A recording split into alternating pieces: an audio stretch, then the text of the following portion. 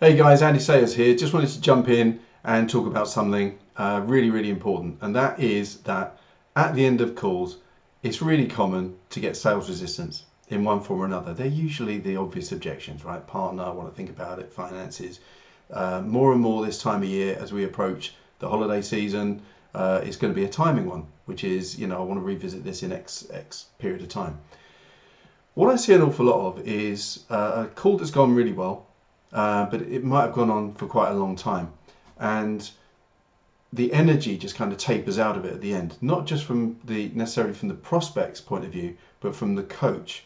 And what tends to happen is the objections start to come, you get into objection handling, and you just give up.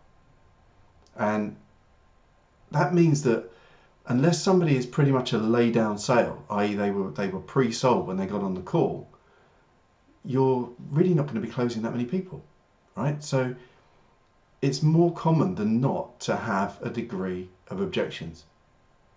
They may not be major ones. They may just be basic questions.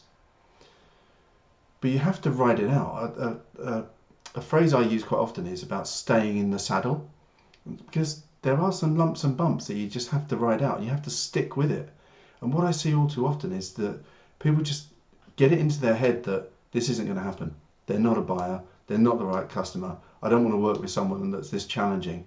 And your brain is just checking out and giving you a way to just get off the phone. When very often it's the other way around, right? The buyer who's not interested just wants to get off the phone.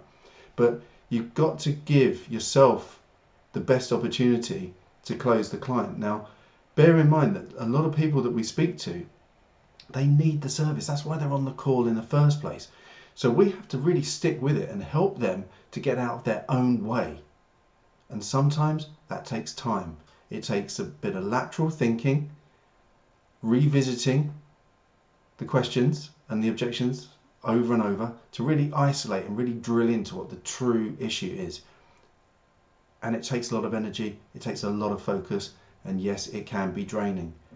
But the net result is, if you stick with it, if you stay in the saddle and you get it right, you're going to get a new client. And very often, those clients that are pretty challenging to get over the line and really need a kind of kick in the shorts, they're the ones that turn around and say, hey, do you know what?